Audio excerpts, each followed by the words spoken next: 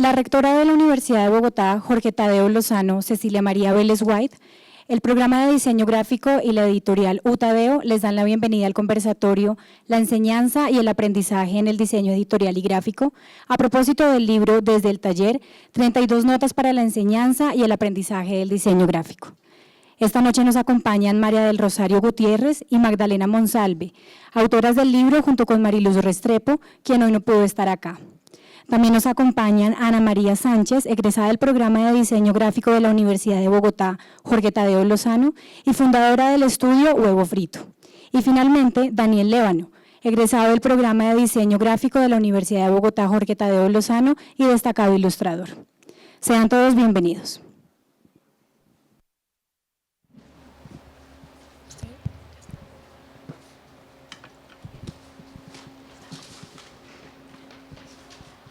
Bueno, muy buenas noches a todos. Quiero agradecerles que nos acompañen hoy en esta charla. Para mí es muy importante y de verdad me siento muy honrada en ser la persona que les presente este libro. Sé que muchos ya lo conocen, pero quiero que el día de hoy los que no lo conozcan tengan la oportunidad de acercarse a un libro maravilloso que me encontró a mí y que afortunadamente hoy vamos a hablar de él. Estamos reunidos entonces para charlar sobre Desde el taller, 32 notas para la enseñanza del aprendizaje del diseño gráfico. Pero más que un conversatorio sobre la pedagogía del diseño gráfico, como anunciaba el programa de la Filbo, yo creo que esto es una charla que se debe titular Conversando las palabras. Ese título me lo robo de la dedicatoria de este libro. Una dedicatoria que está llena de emoción, llena de motivaciones y que explica perfectamente qué hay dentro de ese libro. Y de alguna manera creo que esa dedicatoria lo invita a uno a leerse el libro completo, pero cuando yo agarré el libro encontré una invitación a saltarme páginas. En cada página que uno abre hay una voz. Y cada voz le está contando a uno algo diferente. Son miles de conversaciones las que se despiertan cuando uno se mueve dentro de las páginas de ese libro, y entre que me brincaba páginas y me brincaba páginas, yo solamente me quería quedar más a charlar. Entonces, esta noche yo los invito precisamente a charlar con María del Rosario, con Magdalena y con Daniel sobre diseño, libros, textos, voces, y quiero que sean ellas las que nos cuenten cuáles fueron las verdaderas motivaciones que las llevaron entonces a emprender este proyecto editorial. ¿Por qué nace Desde el taller? ¿Por qué ustedes tres se reúnen? Obviamente no tenemos acá a Mariluz, pero creo que chévere contar la experiencia desde ustedes dos. Bueno, el libro nace o es producto de una investigación que hacemos en la universidad. Y la investigación surge de unas inquietudes comunes que tuvimos Magdalena y yo sobre cómo es que hacíamos clase, qué es eso en qué teníamos que mejorar y qué es eso que hacíamos bien. Realmente nos encontrábamos pues por cercanía y porque estábamos dando en un momento dado la misma asignatura. Y siempre ha sido como esa inquietud del ser profesoras, ¿qué es eso? De verdad, ¿qué es eso que hacíamos? Y comenzaron a haber una serie de intuiciones alrededor del uso del lenguaje, particularmente de la manera de hacer preguntas en clase, de descubrir que había unos ciertos modos de nombrar que podían tener más sentido para los estudiantes, y en medio de eso aparece la investigación, hicimos esto como tema y comenzamos a sistematizar y a ser vistas por Mariluz en la manera como hacíamos clase. La motivación siempre fue, pues yo diría, cómo ser mejores profesoras y cómo hacer que para los estudiantes tenga sentido el aprender y lo que nosotros hacíamos en clase. Yo lo resumiría así.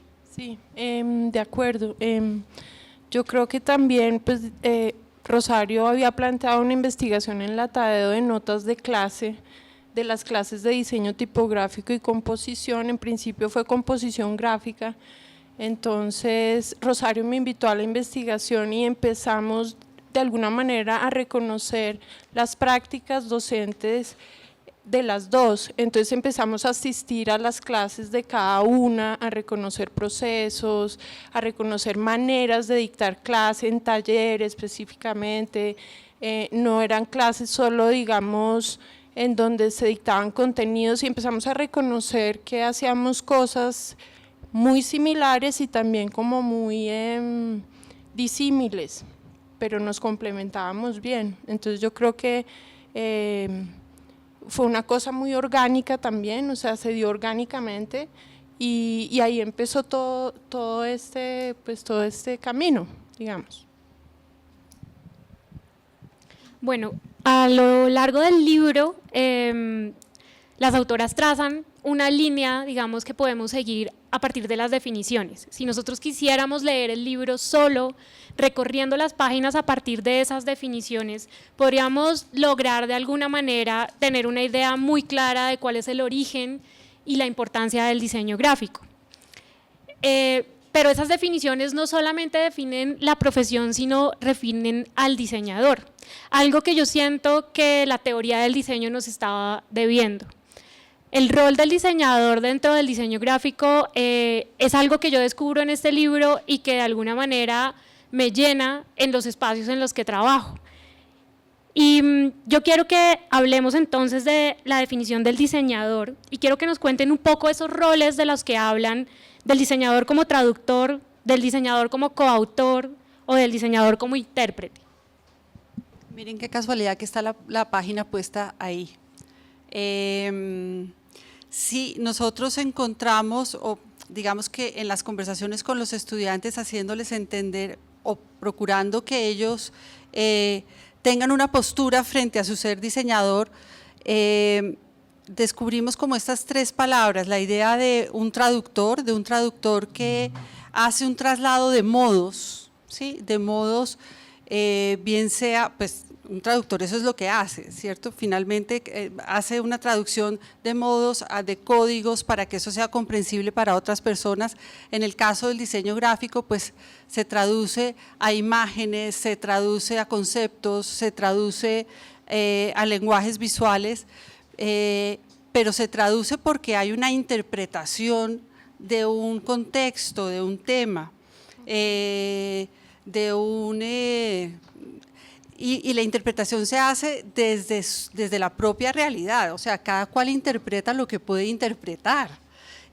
Yo siempre me acuerdo mucho en esta idea de traducción e interpretación, una vez en una conferencia de William Kentridge que contaba cómo cuando estaban haciendo las traducciones en los juicios, hubo un momento en donde el traductor no sirvió porque hacía unas traducciones literales. Porque lo que se traduce no es la literalidad, sino el sentido de lo que se traduce. Entonces ahí la manera como se interpreta para nosotros, pues también decirles, ustedes interpretan un contexto es muy importante. Y el tercero era, la idea de coautoría, si quieres cuenta tú. También surge la idea de coautoría porque había una pregunta subyacente siempre y era ¿quién soy diseñador? ¿Cierto? Y en la medida en que uno se pregunta eso también pues da cuenta de que uno está trabajando con unos contenidos, ¿cierto? Que después de interpretarlos, traducirlos e interpretarlos pues los hace de alguna manera propios y tiene que ver con el bagaje cultural, la experiencia que tenga el diseñador, las maneras como representa esas intenciones comunicacionales, ¿cierto? Y eso de alguna manera no lo libra, ¿cierto? De que tenga una responsabilidad muy profunda acerca de lo que hace, cómo lo hace ver, cómo lo muestra. Sí, aquello que pone en relieve o aquello que oculta, pues digamos que no es la coautoría, no es una idea que pueda ser siempre visible en todos los trabajos de diseño. O sea, uno no es coautor en una señalética de un hospital.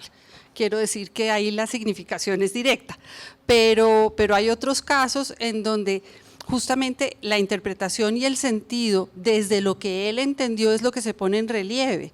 Entonces está el tema, la temática, lo que sea que está allí y desde esa manera de interpretar pues hay una presencia del diseñador. eso que acabas de decir sobre la pieza, o sea, la coautoría según el resultado, ¿no? El que es al final la responsabilidad. Uno no es coautor de una señalética de un hospital, pero estamos hablando de diseño editorial.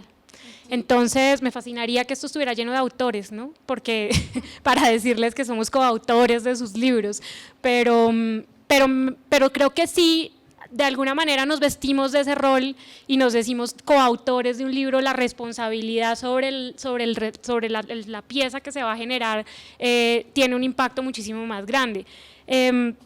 Esos significados, digamos, esas definiciones que de alguna manera es las que les digo, nos trae este libro como propuesta a los diseñadores gráficos.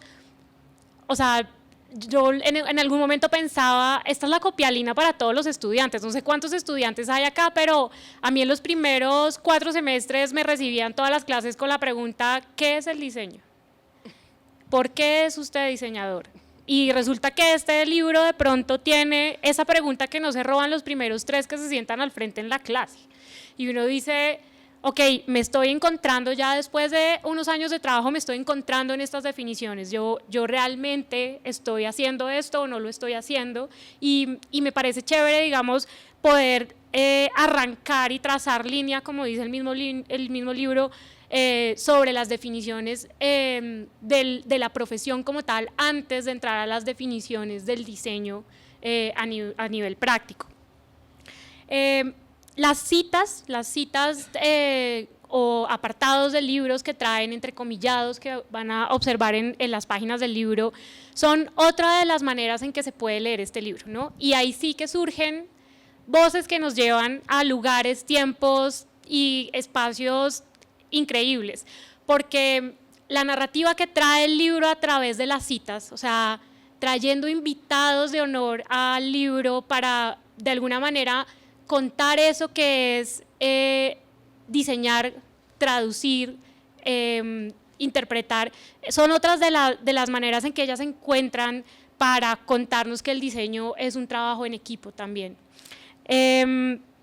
Pero entonces quiero que veamos el inicio de la cita de Jean-Luc Nancy en la página 35. La comunicación tiene un lugar en el límite. Y quiero que hablemos un poco sobre eso, cómo durante mucho tiempo nos decían que los diseñadores éramos comunicadores visuales y muchas interpretaciones de esa frase iban como a la literalidad, era póngale una imagen a este texto. Pero si pensamos en la coautoría y en la traducción, entonces al final esa comunicación y ese límite que se marca tiene mucho que ver con precisamente lo que decía Manuel Rosario sobre el sentido. Entonces quiero que hablemos un poco sobre la comunicación visual. Leo aquí literalmente, el diseño gráfico es generador de procesos de comunicación que necesariamente se realizan en el encuentro con otros. Aquí hay una idea importante y es cómo el diseño surge del mundo, está en él, se encuentra en él e incide en él, ¿sí? Y incide en él desde la comunicación, pero desde los actos que la comunicación provoca. Y cuando decimos que está en el límite es porque finalmente es que aquí me quiero ir a, voy a leer otra de Nancy, pero que tiene que ver con eso, que es divina. Dice, entre uno y otro se propone una interfaz, o más bien una zona de caricia, de golpe, de rozamiento, un lugar de contacto y de intercambio, que es el de una composición. Cuando leemos composición podemos oír pieza de diseño, un libro, un ensamblaje con sus articulaciones, sus tensiones, con sus disposiciones de valores, sus equilibrios y sus puntos de fuga. Esta composición conduce quizá a la posibilidad de descifrar el sentido de la relación, de la acción recíproca, del sentido de la relación y el sentido producido por una relación dada. Producido pero por aprehender y por revelar, porque el sentido no está dado, finalmente el sentido se construye en lo que te pasa a ti con el libro, que ha sido muy emocionante, pero entre lo que eres tú, ¿sí? Entonces a eso nos referimos con ese límite, ¿sí? Porque también venimos de unas ideas de una comunicación unilateral, ¿sí? Y todavía hoy día oímos mucho a los estudiantes que vienen de estas teorías de la comunicación, en donde la comunicación tiene que ser clara, explícita, y eso es mentira, eso nunca existe de esa manera. Entonces el límite está ahí, ¿cierto? En el límite es que uno pone la posibilidad, establece el diálogo entre la pieza y su lector, pero finalmente pretendiéndose que se construya un sentido. Y produce un encuentro, que es lo más interesante, porque el encuentro, digamos, no es fácil como de traducir tampoco, o sea, qué sucede en ese encuentro no es objetivable. Es decir, hay unas piezas en el diseño como, qué sé yo, un instructivo que podrían ser objetivables. Yo sé cómo usar un instructivo para afeitarme o qué sé yo, pero cuando el diseño, digamos, también procura que la complejidad se dé también en que se abran diferentes cosas en la mente o sentidos, entonces ese encuentro es muy bonito, porque sería como ese límite o ese lugar de tensión, ¿cierto? Ese lugar, un intersticio en donde el otro se pone conmigo o yo pongo al otro, ¿cierto? Y es un encuentro, pero no es lo que yo digo, no necesariamente es lo que él interpreta, o solamente, no sé. Aquí aparece la idea de reparto, que es bonita, ¿no? En la que tú decías que me la salté, pero decía comunicación, el paso de uno a otro, el reparto de uno por otro, ¿sí? El repartir, que no es fundirse. Bueno, habiendo ya trazado la línea por las definiciones de diseño y los roles del diseñador, yo quiero que pasemos a hablar de los procesos y para eso quiero invitar a Daniel a que nos lea la cita de la página 48.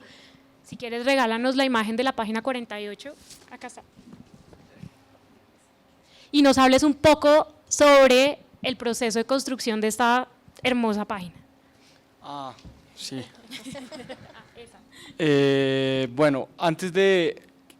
¿La leo completa? Sí, por favor. Listo. Una masa de hechos está frente a nosotros. Los repasamos, los examinamos. Encontramos que son una maraña confusa, una jungla impenetrable. Somos incapaces de retenerlos en nuestra mente. Nos esforzamos por ponerlos en el papel, pero parecen tan intricadamente multicomplejos que no podemos satisfacernos con que lo que hemos colocado representa los hechos, ni logramos tener una idea clara de qué es lo que hemos colocado.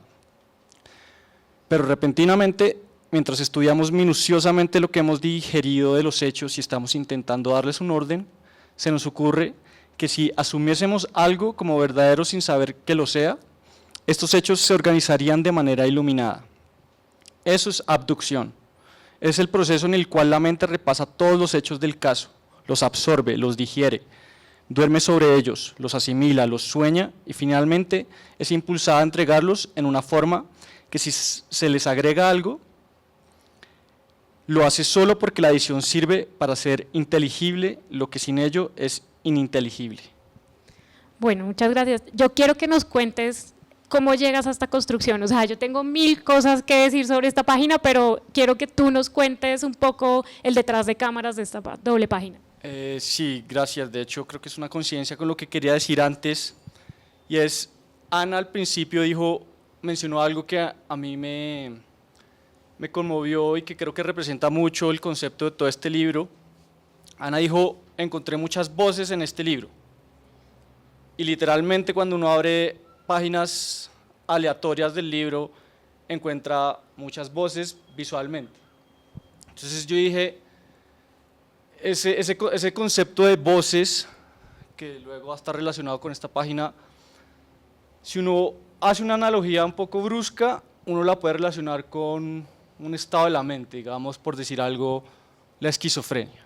Una persona esquizofrénica tiene muchas voces en su cabeza.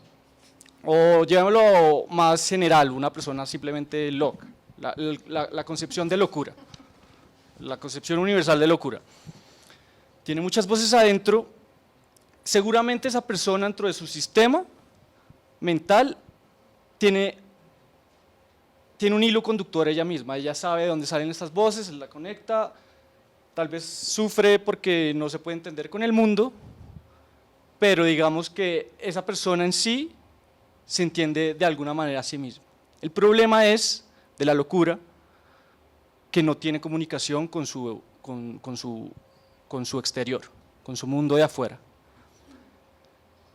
Cuando el loco es capaz de trabajar y comunicar y encontrar un hilo conductor a esa locura y poderlo volver una imagen, un escrito, una novela, ya el lado negativo de la locura pierde.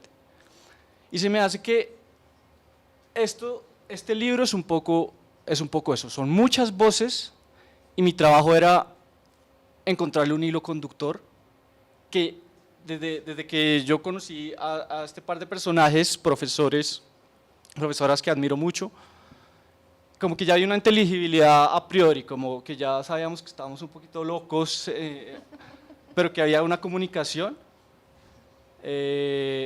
Mi trabajo era, a partir de la intuición, organizar todo este desorden que supuestamente hay, pero que al final, íntimamente quizás, o intelectualmente, ya le vemos un orden. Entonces era un reto súper difícil.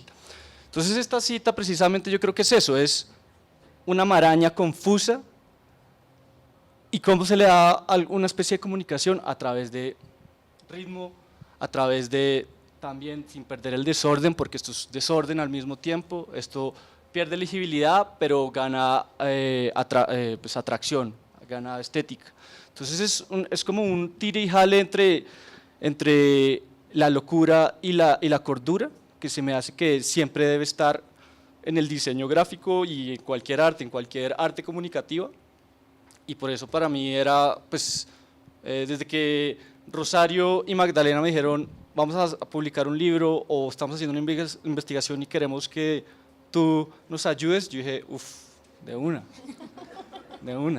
Entonces, esta página representa un poco, creo que todo el concepto, porque son muchas voces, son muchas citas, son muchos referentes, es un libro realmente grueso.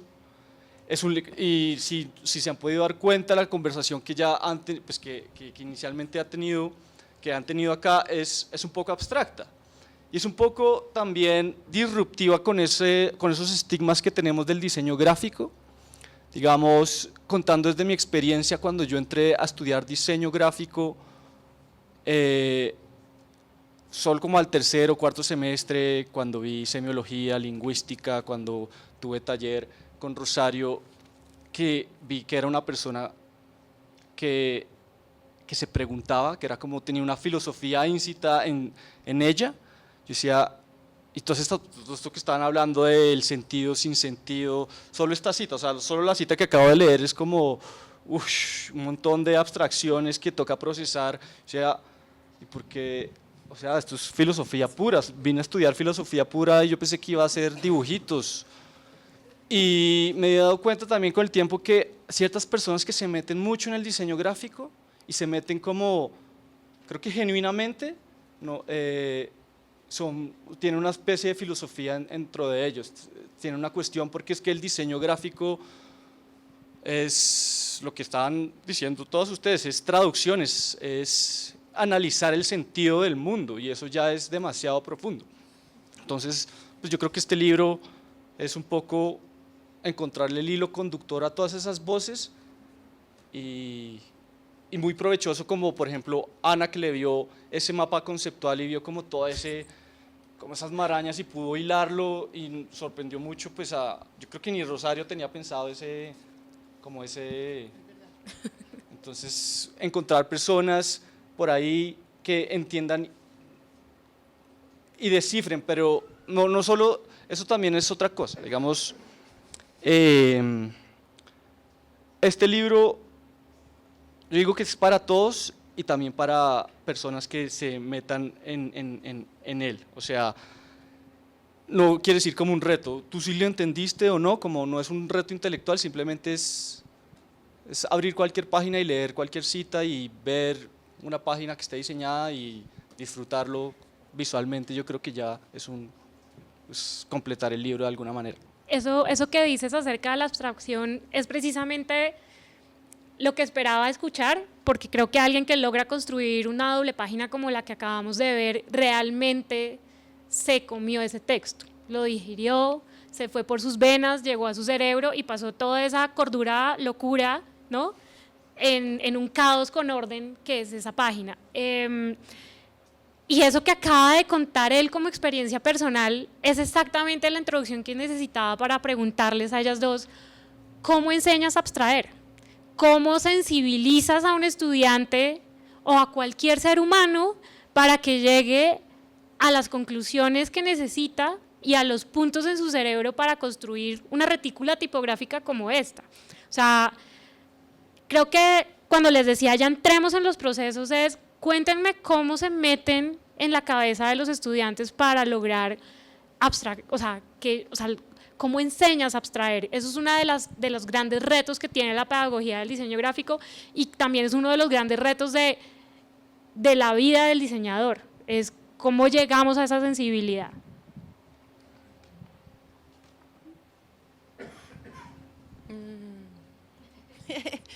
Es una pregunta difícil el cómo, digamos. Yo creo que a partir de preguntas detonadoras en las clases, donde no buscamos necesariamente una respuesta, sino que se abran las preguntas nuevamente, es como una cosa más rizomática, como más compleja. Es decir, si un estudiante me dice, ¿cómo hago esto?, yo le devuelvo la misma pregunta, ¿sí? ¿Cómo haces eso? ¿O qué pasa si haces esto? ¿O por qué no te preguntas esto? ¿Qué preguntas te harías sobre lo que estás haciendo? ¿Cierto? Digamos que el detonador más interesante, que creo que es el descubrimiento de uno de los ejes, son las preguntas que se instauran en este libro y que es, pues, son muy importantes para mí y para Rosario en nuestras prácticas docentes. Y también creo que la metáfora juega algo muy importante en nuestras prácticas y en el mundo. Pues digamos que desde el pensamiento poético uno puede decir muchas cosas sin entrar a definir nada específicamente.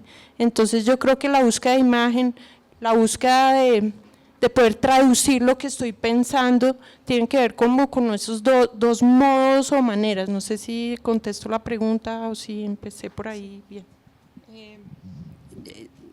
Aquí hay en la nota 19 que dice cómo empezar y cómo seguir en la piscina, en la oscilación adentro-afuera.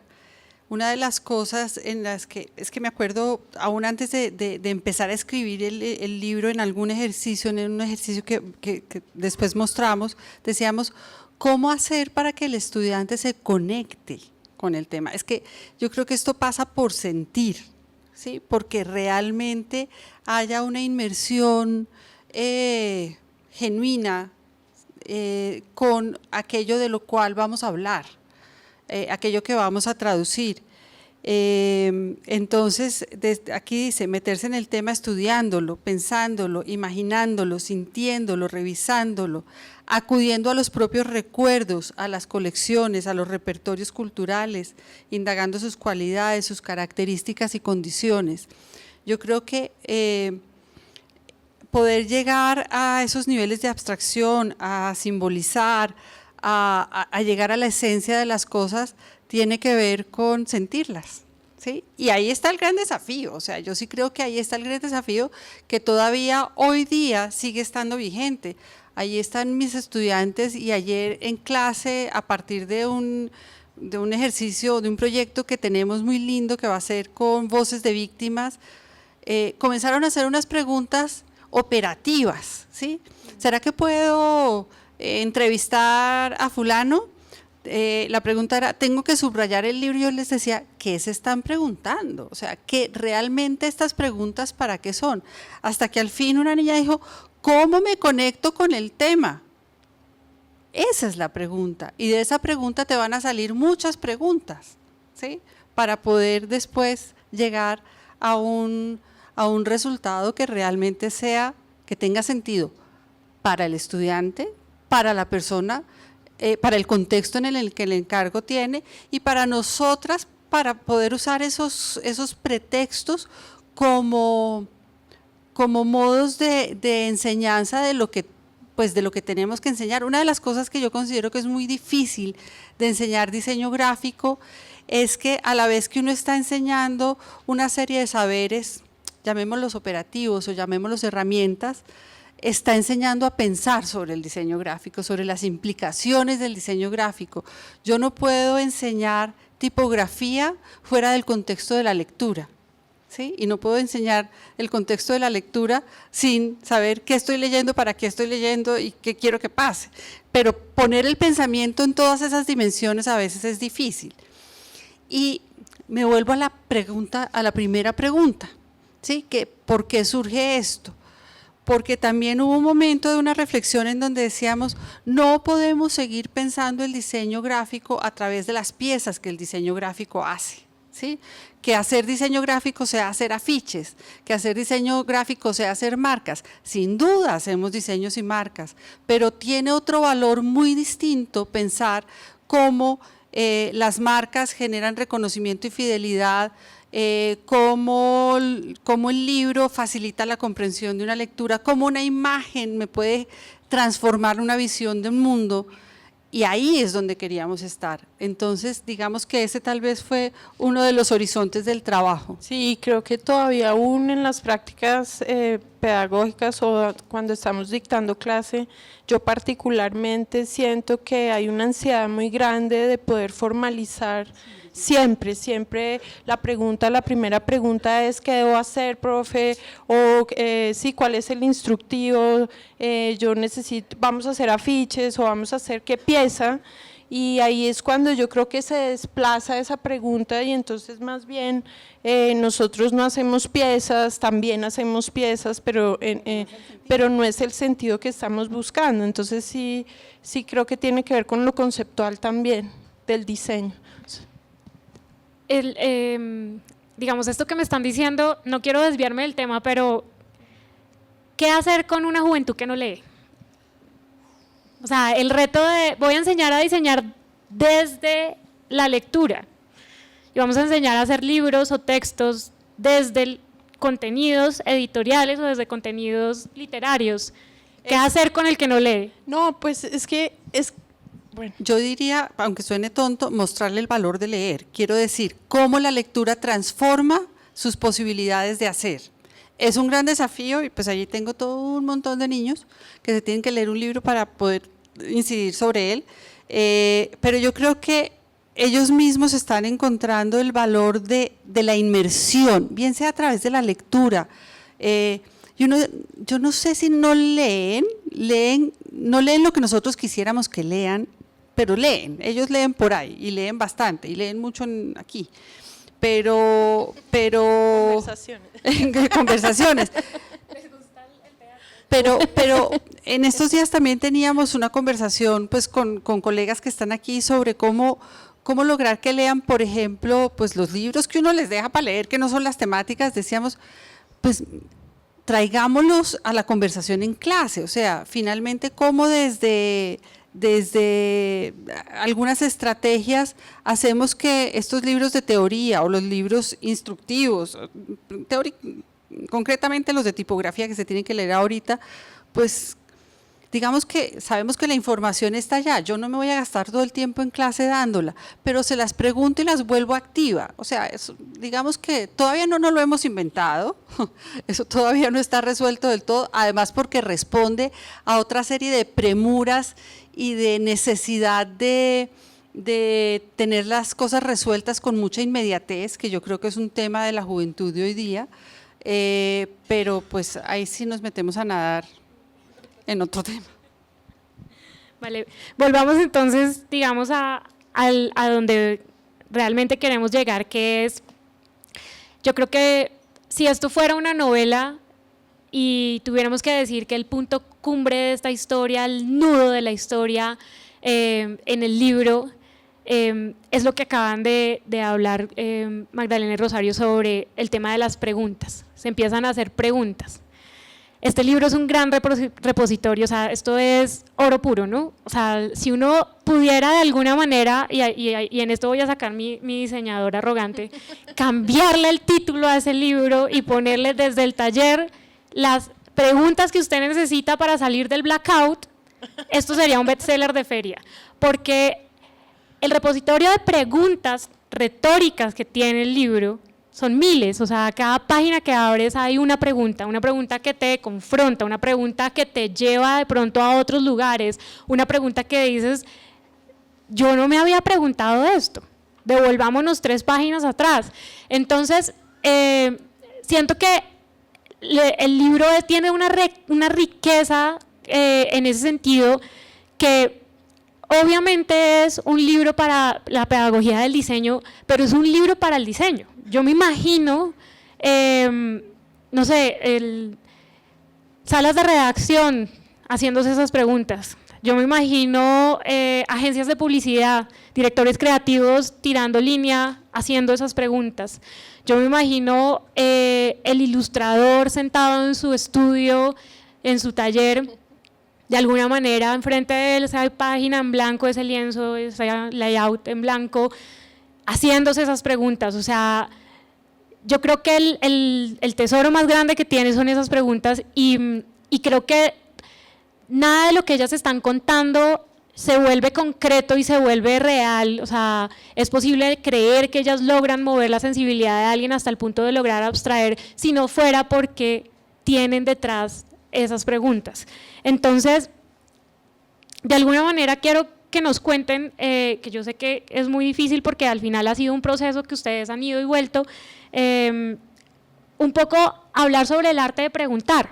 Yo sé que hay una filósofa que no está acá, pero que hay una filósofa en este proyecto y que la tarea de ellos es preguntar, pero las preguntas, o sea, tienen de alguna manera el establecimiento de una mayéutica del diseño, y siento que el origen de esas preguntas sí son estas 2 diseñadoras y no la filósofa. La filósofa pudo haber hecho una gran corrección en el preguntar, pero las motivaciones sí surgen de alguna manera de un diseñador, es muy, muy claro eso. Entonces quiero que nos cuenten sobre los tipos de preguntas. Bueno, una de las preguntas que dio origen a las preguntas, aún antes de empezar, era preguntarle a los estudiantes, ¿usted qué sabe que sabe? ¿Cómo sabe? Sí, usted qué sabe que sabe. Y realmente, sí, esto fue intenso. Hubo algunas preguntas que han sido como claves, ¿no? Siempre, de qué hablamos cuando hablamos de usted quién es diseñador. Sí, ¿quién soy diseñador? ¿Quién soy diseñador?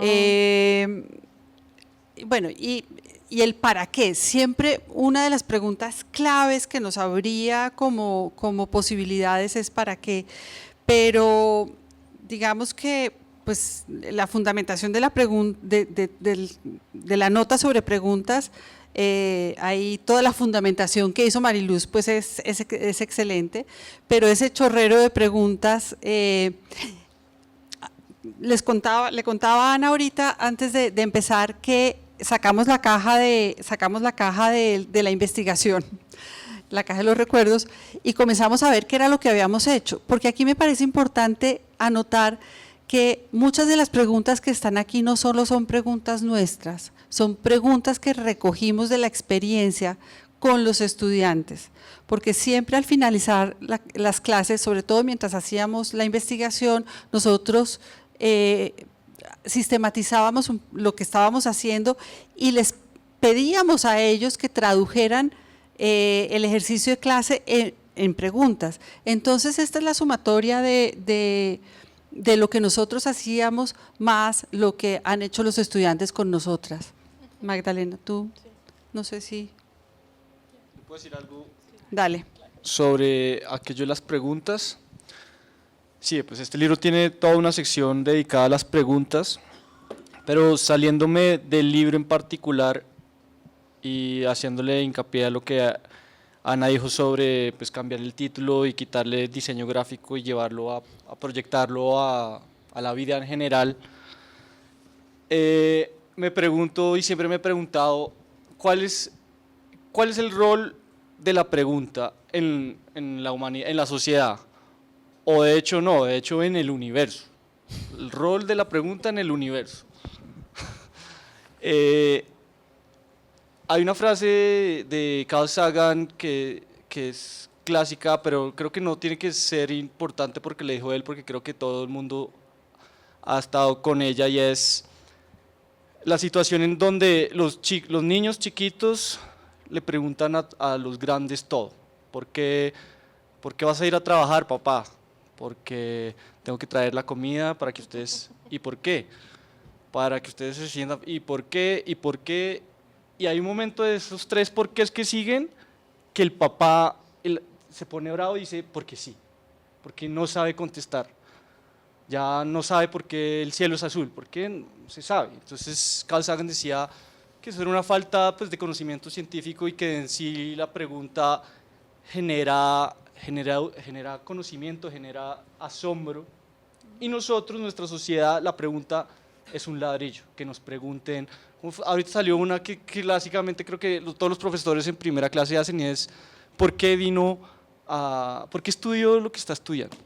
Entonces me imagino toda la cara de los estudiantes, ay, otra vez, porque no se sabe, es difícil.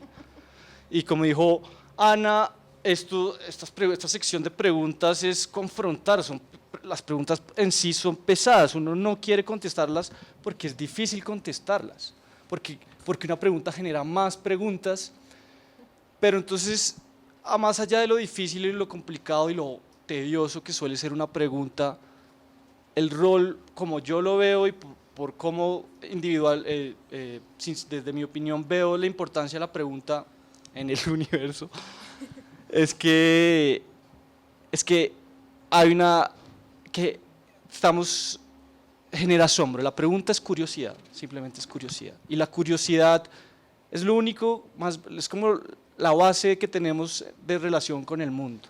El mundo no nos trajeron con respuestas, llegamos con preguntas, y cada vez que nos contestamos una, salen otras preguntas. Entonces, leer estas preguntas de este libro, así sean tediosas, pero cuando uno se confronta, está por sentado que la persona va a tener más conocimiento, y si tiene más conocimiento, va a disfrutar más el mundo. Es así de fácil, no es que va a tener más conocimiento, no, va a disfrutar más el mundo, va a entender, va a asombrarse más. Yo creo que la pregunta está muy ligada al asombro, y toda la persona que tenga asombro, ya desde mi punto de vista, está mucho más completa, mucho más placentera en el mundo. Puede soportar el dolor, puede soportar la miseria, y son cosas que están ahí. Entonces, como el asombro como parte del conocimiento y la idea del Homo sapiens, o sea, de sé qué es lo que sé, ¿no? Sé que sé esto. En esa chispa, ¿no?, creativa, sé que sé esto.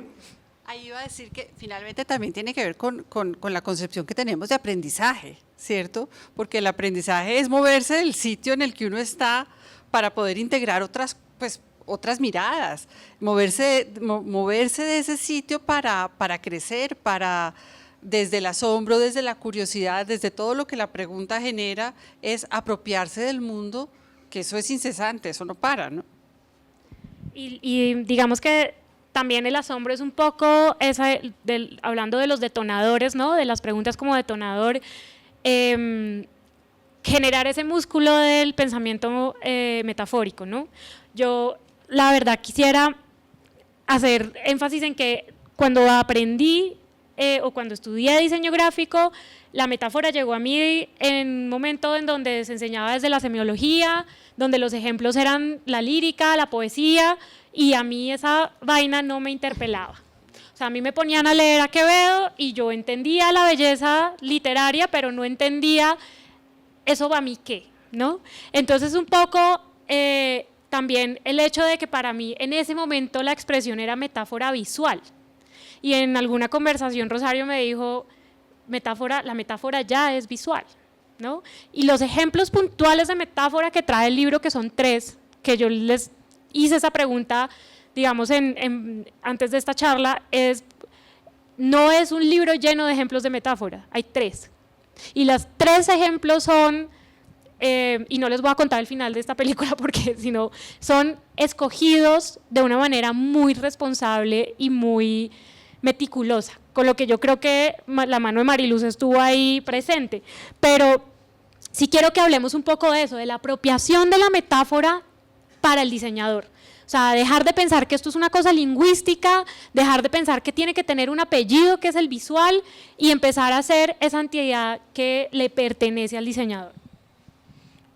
Yo creo que de alguna manera pues también nosotros ponemos nuestra experiencia en la clase, entonces y también conectar a un estudiante con la metáfora dándole digamos todas las figuras retóricas, a mí pues nunca me funcionaba, era como un listado de cosas en donde el estudiante decía por ejemplo no, una metáfora, un sinécdoque, un símil, ¿cierto? Y se enredaba mucho y dice ahora voy a hacer un símil o ahora voy a hacer un sinécdoque, una metonimia. Y entonces se volvía como una mentira en realidad, o sea, como que no, por ejemplo, el estudiante pensaba algo y ya había una metáfora implícita, pero después le tenía que dar un apellido, lo tenía como que volver una forma lingüística o lo tenía que explicar, y explicar la metáfora, No se puede. pues no se puede, entonces…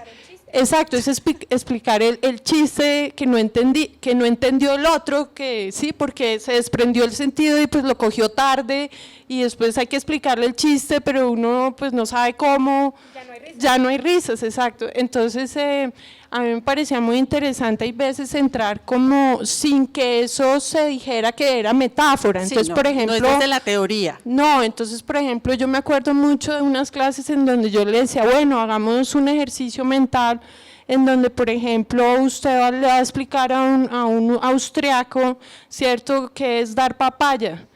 Entonces, pues, los estudiantes no entendían muy bien.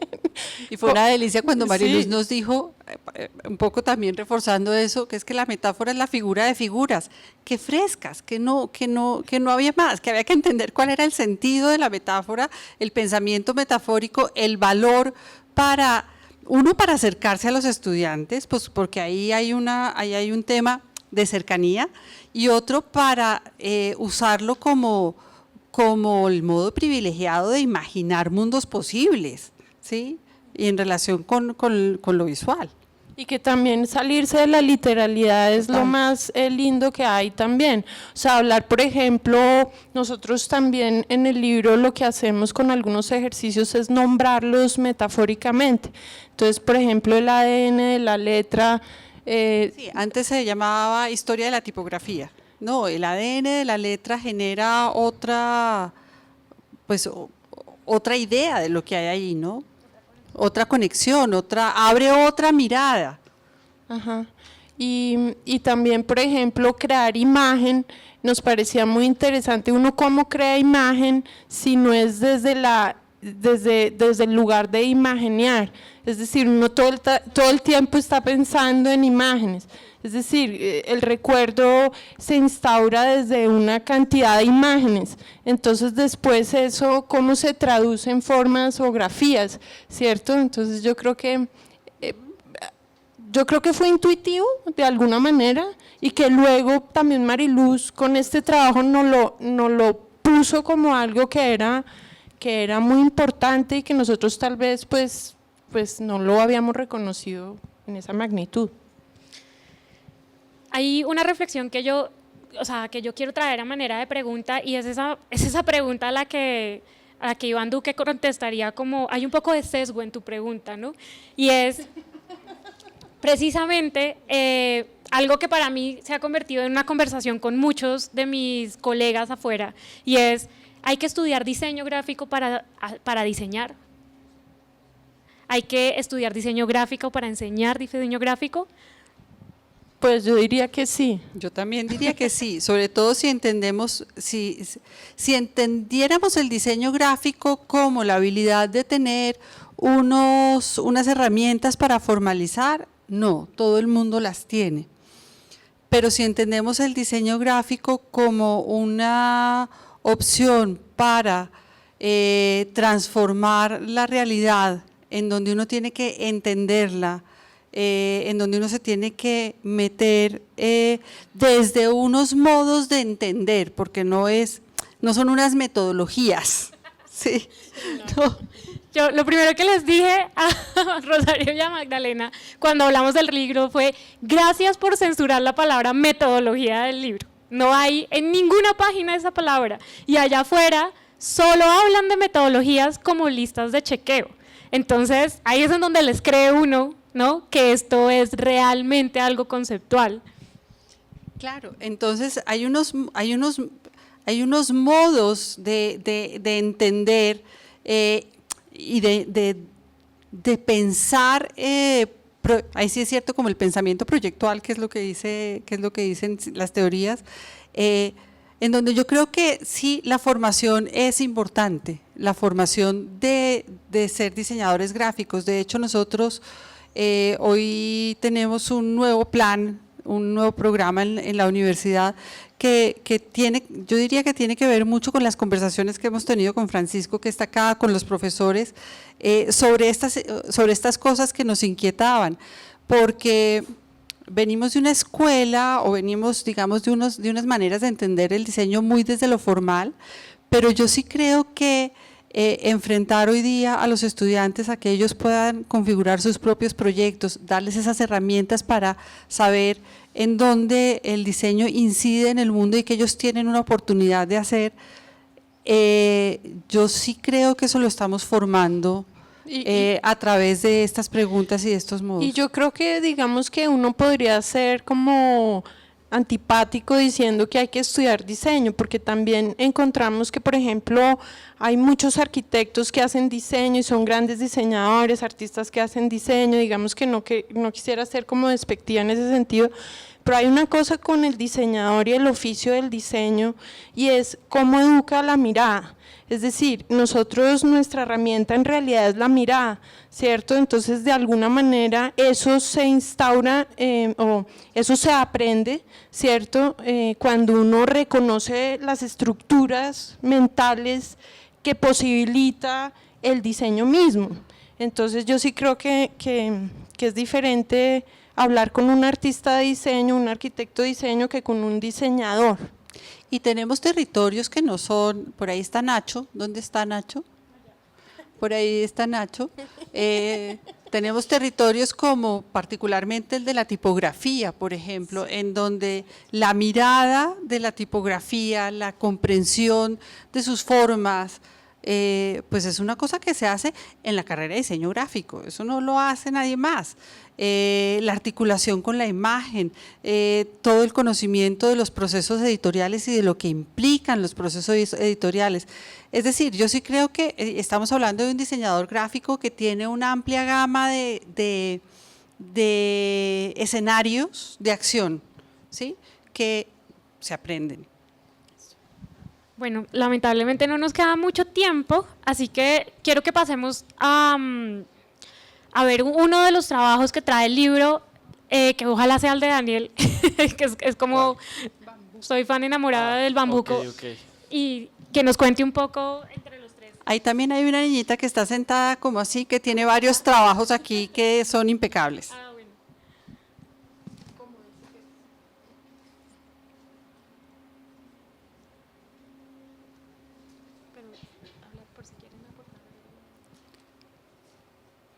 Ay, stop, antes, esto. Este fue un trabajo que Daniel hizo en una clase de composición, Sí. en donde teníamos un encargo, pues no un encargo, pero sí un contexto no real, pero sí realista, de un grupo que tocaba, hacía bambucos. Y dale tú, Daniel. Listo. Sí, entonces, creo que el acierto de este trabajo con Rosario de hecho fue intersemestral, ¿no? Fue como acumulación, como todo un taller acumulado en en 2 semanas. No. ¿Sí? 6. Entonces, ¿Cómo lo sentiría de ligero que Sí, pensó sí. que fueron 2? Y para no elaborar tanto mi respuesta, yo creo que la metáfora en este caso es el reemplazo de una cosa por otra. una cosa que no, y en este caso, en el del bambuco, pues era reemplazar, era connotar cuáles son las connotaciones en ese momento del bambuco, pues está muy relacionado, pues son muy románticas, nostálgicas, es también un adagio a la mujer también un poco, y la vestimenta, la indumentaria, y por qué no reemplazarla literalmente un vestido con flores. Esa es la idea principal. Ahora, el acierto viene, creo yo, es en que se vea bonito, literalmente, o sea, nada más en que cada petalito que yo cogía, la que cogía mi jardín para hacer el vestido, se viera bonito, entonces cogía esta gama de pétalos, no me sé el nombre de las flores, si me las sabría sería más lindo, pero no. Y hasta que tomé muchas fotos y le preguntaba a Rosario, ¿se siente que es un vestido? Y al primero no, todavía no se siente que es un vestido, cámbiale estos colores, cambia. Entonces es dar con la forma, y eso yo creo que será el ejercicio, y que la metáfora funcionara desde la percepción, que cualquier persona dijera, ah, sí, es un vestido. Y lo asocio con el bambuco, y los bambucos cuando los oímos pues tienen esta como alegría, ternura, nostalgia, que creo que está muy ligado a las connotaciones que tienen los pétalos, y sobre todo la importancia que tienen las flores en Colombia, ¿no? Entonces creo que se mezclaba todo eso, y pues por eso acertaba el ejercicio, pues el proyecto. Se nos acabó el tiempo. ¿Tenemos tiempo para una pregunta? Sí. ¿Te puedes acercar? ¿Desde acá? Ah, no, te van a dar uno.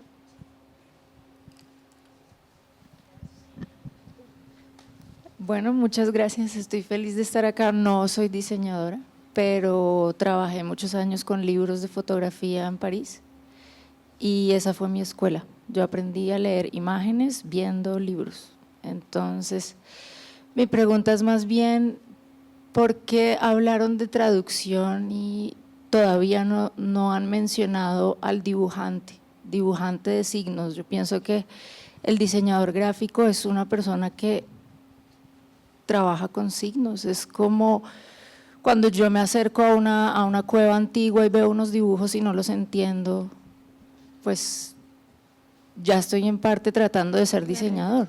Yo solamente veo trazos, un animal que corre, unas sombras. Tú hablabas de abstracción. Yo me pregunto si en vez de preguntarle a la gente, ¿usted qué entiende? ¿Por qué no le preguntan usted qué ve? ¿Qué ve? Simplemente qué ve y qué no ve. Yo veía tu libro, el que hicieron ustedes, y yo a veces veía signos de interrogación, Sí. en los espacios vacíos, pero porque no leí. Simplemente me quedé como un ignorante que ve por primera vez esa cueva, ese animal.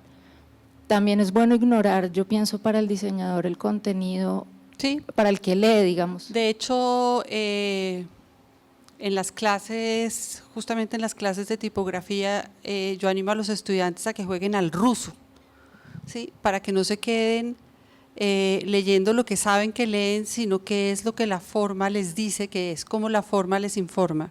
Y respondiendo a la idea de los signos, te voy a leer la primera definición que tenemos, que es diseñar. Atendiendo a sus posibles significados atávicos, diseñar se refiere a separar signos, señales, marcas que se siguen, a extenderlos, a traspasarlos con otros signos, a oponerse a ellos, a buscar su procedencia. Cualquiera de estas acepciones conlleva una transformación del signo, una novedad, una apertura a nuevos modos de significación que amplían las posibilidades de sentido. Y ya como para terminar, no les molesto más, yo pienso también que a uno siempre le enseñan en la universidad que uno tiene que tener mucha teoría. Yo leí mucho y muchas veces no entendí muchas cosas cuando las leí, pero eso no importa.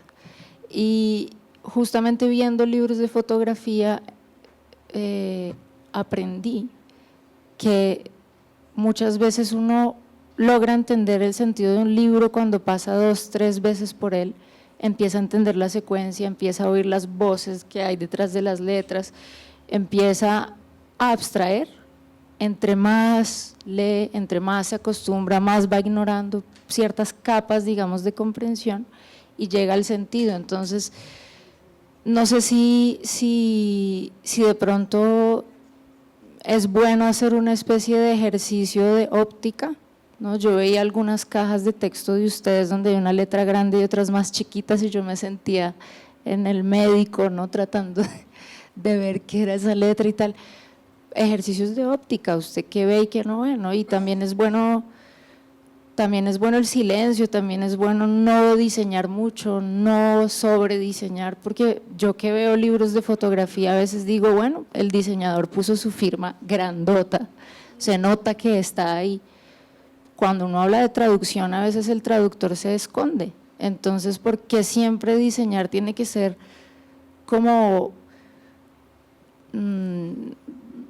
exagerar, digamos, también el gesto para que uno sepa que detrás hubo alguien? A veces a mí me gusta un libro que no se ve el trazo, no se ve el gesto, ¿no? El silencio también es importante. No, de hecho no siempre sucede, y yo creo que justamente en el libro hay un apartado, por ejemplo, en donde en una de las notas que habla cómo va uno de lo invisible a lo manifiesto, y hay momentos en donde la postura del diseñador es ser invisible y se quema las pestañas siendo invisible. Sí, y es el límite, y se quema las pestañas siendo invisible. Me explico, porque ser invisible requiere un detalle, un ojo al detalle, a toda la articulación de componentes para que su oficio no se, o sea, esté ahí presente, pero que él sea invisible. Y yo te quería decir respecto al tema de teoría, yo creo que a diseñar se aprende haciendo y se aprende haciendo a pensar. O sea, pensar y hacer van de la mano. La teoría se construye desde el hacer, ¿sí? Y el pensamiento se construye desde el hacer, y cuando hacemos también aprendemos a pensar y decimos qué pensamos, ¿sí? Eso es una de las características del aprender, por lo menos en el caso de nuestra escuela. Yo no sé si tenía que ver con tu pregunta, creo que sí, pero no estoy seguro. Y es que el diseño, yo creo, el diseño gráfico en especial, y con todo lo que las otras disciplinas relacionadas están, ahí es una de las disciplinas más anónimas de la existencia. Y creo que ahí radica su belleza.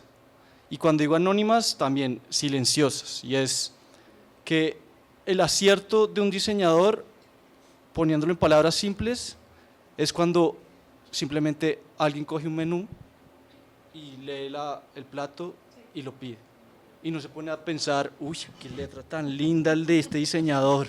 Que también pasa, pero no es siempre, o sea, finalmente Y en ahí es la postura del diseñador. Sí, y creo que esa es la belleza también, porque creo que, otra vez, haciendo una analogía, uno es eso en la vida, uno está caminando, va al trabajo y no mira al piso, o sea, uno nunca ve la baldosa, pero cuando hay un hueco y se cae, ahí uno dice, este Peñalosa, sí, ¿qué tal? Y creo que es un poco eso. Entonces el diseñador es una persona que se da cuenta de que no debe haber huequitos, y esto es… Bueno, lamentablemente se nos acabó el tiempo. Quiero agradecerlos a todos por habernos acompañado, pero sobre todo quiero agradecerles a ustedes por este trabajo, por este libro. Y nada, nosotras te queremos agradecer a ti, Ana. La verdad que ha sido, lo comentábamos con Magdalena y con Daniel, cómo ha sido de rica la mirada tuya para nosotros, de verdad, de todo lo era que… la invisible. No, es que de verdad ha sido como una manera de decir, ¿de verdad viste todo eso? Sí, porque a uno se le olvida, o sea, y ha sido… Muchas gracias. Nacho, gracias por haberla presentado.